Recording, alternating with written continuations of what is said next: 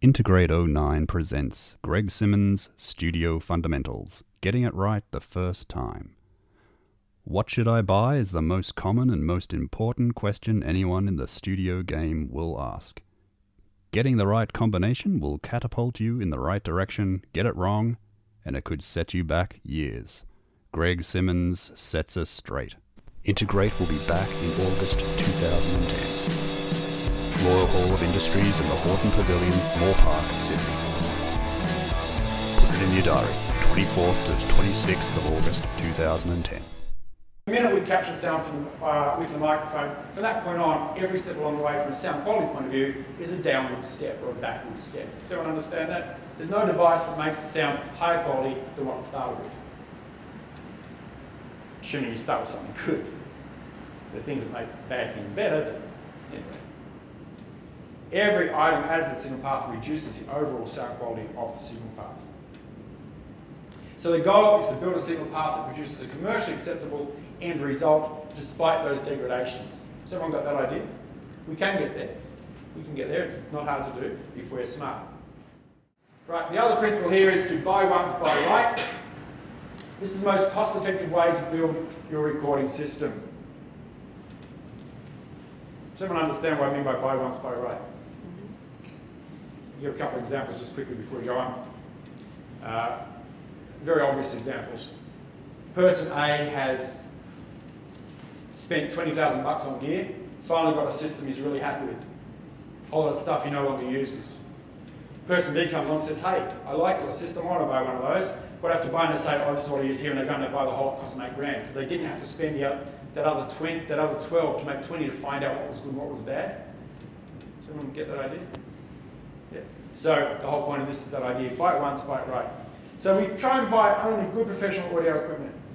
We'll define what that is later. If it's not possible, begin with a core system that allows you to build a plant with little or no wastage or redundancy. What we want is a large diaphragm, good recommendation, large diaphragm condenser, cardioid polar response, and you might want to jot down also, get a dual diaphragm design for this particular purpose. Just 3 personal recommendations, mics that I've actually become intimately familiar with through using that is and listening with, I mean, not, you know, I love you. The Rode NG2A.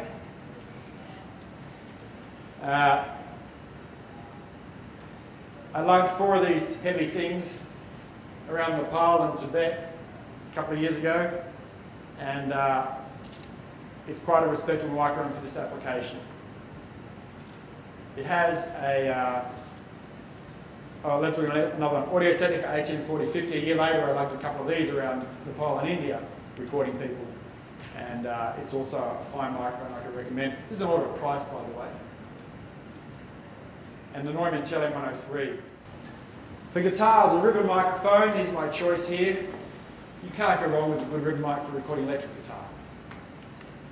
I remember when Roy first put out the 121. These were the first of the new generation rugged ribbon mics that could handle phantom power. Phantom power on an old ribbon mic, and you get a really interesting pyrotechnics display for just a moment. Then nothing ever again. Until you take the Glenn Fimisher or someone, he runs his little bit of foil through his little cogs and gives another one, sticks it in, fixes it up for you. Royal 121, I can remember the first day I had one of those. I was with a friend of mine, Luke Baker, and we were recording electric guitar. And we had the standard electric guitar set up, Shure C57 about here, U87 about a metre back, and all the standard shit, heaps of EQ, compression, all this sort of stuff to make and blend into the two to make it all work. We get the Roy up, and we stick it 30 centimetres in front of the speaker box, push up the fader. This is why I call the Roy 121 instant electric guitar sound. Because there's nothing to it. You push up the fader, there it was. You look at this, 2 channels, compressors, EQ, everything, you look at this and go, it's a no-brainer, isn't it? Am I an idiot? What am I going to do? I'm going to use this microphone. Right, ribbon mic is also a great choice for brass and metallic instruments and numerous forms of handheld percussion. Ribbon mics are fantastic on percussive instruments. They just round them out a bit, give them a bit of thickness and body. So, some recommendations. 2 that I've used that I think are really good. The Royal 121, I have no hesitation. Not the 122, not the active version. It sounds different. To my ear, it's not suitable for these applications. The 121 and the AEA, audio, what they're called, Audio Engineers Associates, whatever. The R84 is also a very good ribbon mic that I can recommend. The Coles 4038, fantastic, go to a different price point and you can't stick it, put in front of the guitar amp. But these two I think you can pretty much do stuff with. If you weren't certain, I could definitely say, well, the Royal 121 you can stick just about anywhere, no problem. Great on the trumpet, man.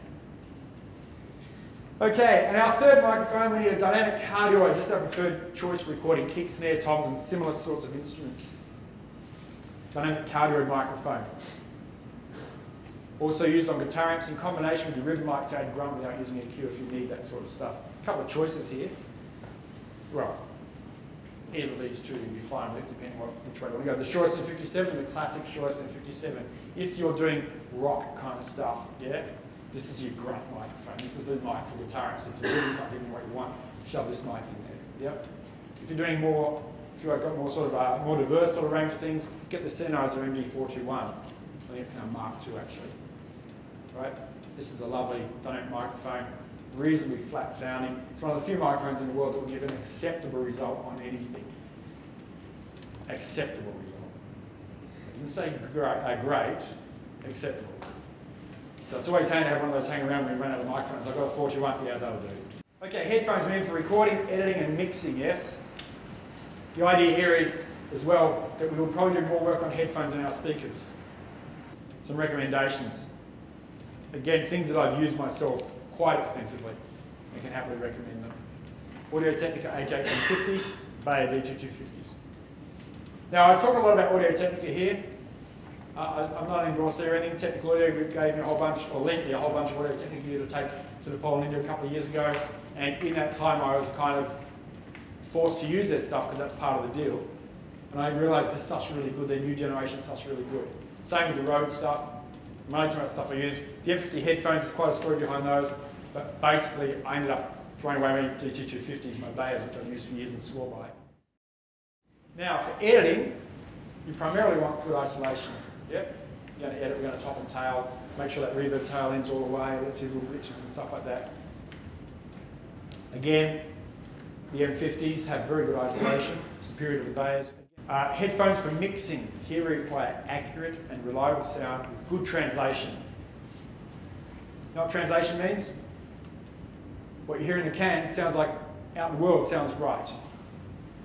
So it translates well out in the world. You also need headphones that are comfortable to wear for extended periods. Yeah, and they must not be fatiguing. If they're fatiguing after a while, you'll just get tired of working and kind of lose your ability to lock in on sound. You get numb ears. I call it numb ears. Some people might have another word for it. Okay, I'm not going to give you too many recommendations on speakers because choosing one of the speakers is like choosing prescription lenses without the help of an optometrist. You have to find the pair that bring your hearing into focus. What I like may not be what you like. Yeah? Here's a starter system. MacBook Pro 13-inch laptop, the model after this has FireWire.